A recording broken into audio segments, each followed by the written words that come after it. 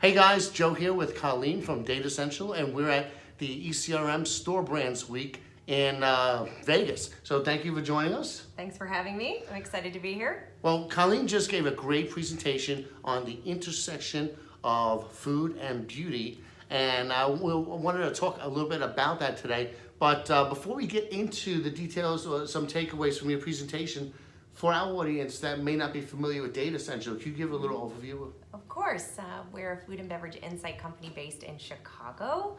I'm based here in Las Vegas. We do nothing but study food and beverage consumption, whether it be retail, food service. We study consumer and operators in the F&B space.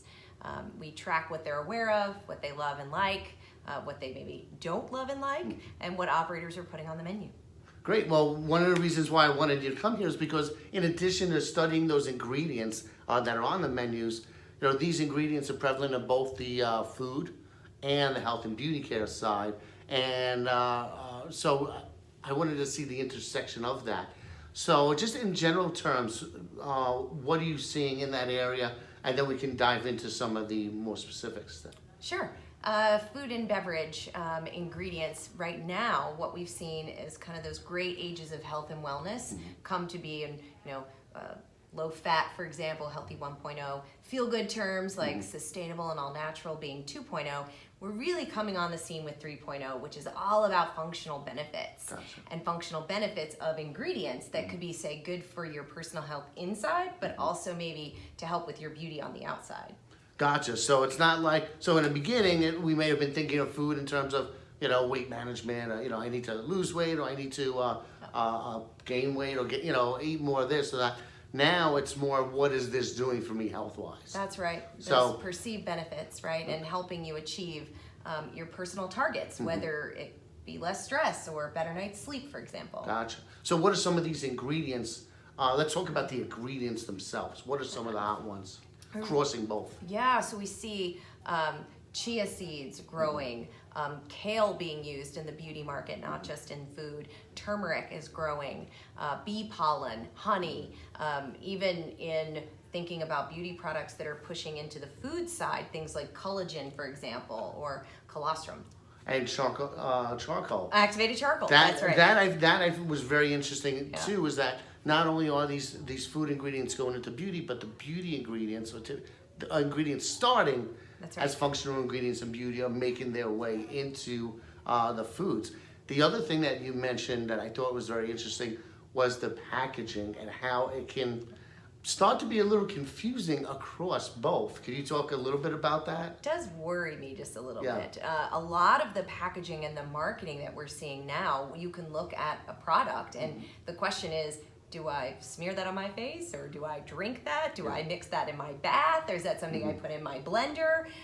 We see really kind of seamless packaging being used, like high-end water packaging for, say, a facial scrub, or little droppers that you might see used from an extract now on the beauty care side. So we definitely see some crossover and blurring the lines for packaging that I think if it's not presented in retail well, it can be very misleading in terms of whether or not it's a scrub versus smoothie, for example. Yeah. So, and what was funny is the two presentations before you was a presentation on packaging, and she actually used high-end water as an example. So when I saw, what was it, a mask? It was a facial mask in that bottle. It reminded me of that presentation. It was like, wow, it does look like a smoothie or something like that.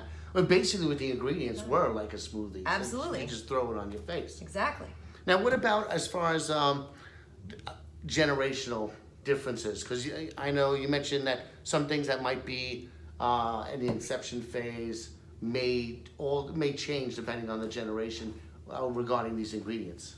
Yeah, in fact, when we look at the perceived benefits, say, that's being provided by a series of ingredients, we see certain ones skew towards boomers perceiving benefits for things like olive oil, grapes, for example. Whereas younger generations, we see them finding perceived benefits in ingredients like cannabis, activated charcoal, fermented veggies. So some of those more early stage items that, say, boomers may not be yet interacting with or not as frequently and associating them with health benefits.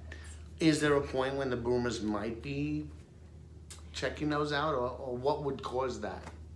It's a good question. I personally predicting, right, things like collagen, but it's really the benefit that I imagine around heart health, anti-aging, anti-stress. So those are the benefits that the boomers are looking for. I think boomers will latch on to products that then have a perceived benefit such as those, because those are, say, areas or troubled areas that they may be looking to solve. Okay. And so solving it in a food and beverage solution, for example, versus medication, I think many people are more willing to try a food solution first, say, than wanting to go on another medication. Yeah. So I think we're at that tipping point with people giving it a whirl, if you will, and then saying, hey, is this really working for me? Because if so, it's much easier for me to go there to the grocery store and buy a product or buy it online than it is to go see a doctor and get a prescription. So you have the food as medicine, then you have the That's right. food as beauty. That's right. And then you also mentioned, as far as, I thought it was interesting what you pointed out was that GNC store, when here is something that you typically know is a place to get vitamins, and now they're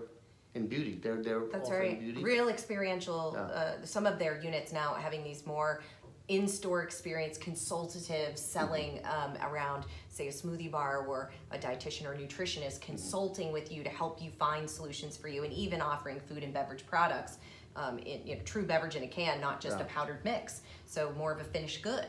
So we really do see, I think most of retail will be starting, as they press into the future, needing to combat or balance the online sales with more experiential types of visits that get consumers out of the home, wanting them to engage with their brand.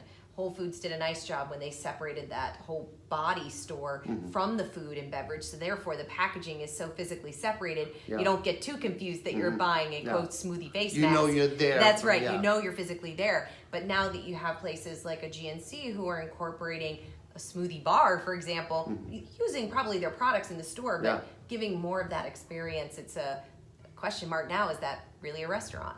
Yeah. Right? So you see a lot of those lines blurring, So what recommendations would you give to retailers based on this information that you spoke, as far as how to merchandise or maybe how to market them effectively? I do think from a safety standpoint, we probably do need to be really transparent, especially as manufacturers are packaging things in a very beautiful way that it does cross over into the food space as well. So keeping them kind of divided is probably a safe thing to do. May not necessarily be how consumers might shop. I don't think you expect to see the scrub in the produce section. So I think we can be smart about that. I think from an online experience, and maybe even trickling down to in-store experiences, thinking about teeing up items benefit oriented more so than just the scrub collection. So if you have a series of products, whether it be scrubs and masks to supplements to tinctures, any and all of the above, if they're targeting better sleep, that possibly having a better sleep section, whether it be marketed online that way or in the store, is really where the brain of the consumer is going, is I'm looking for things to help me solve a problem. Part of the problem might be exfoliating, but some of the problem might just be looking for healthier glow or just having an anti-aging, combating the signs that may be arising at the time. So being in the mindset of the shopper, online and in-store, I think will be helping. And I think creating sensorial experiences like you see a GNC doing, can draw you from that online shop experience in store to have a special personal experience. Well, thanks for all the information. Thank you thanks for having me. Great presentation. And we'll have your information up there on the post as well. Okay, great. Thanks for Thanks for joining having us. us.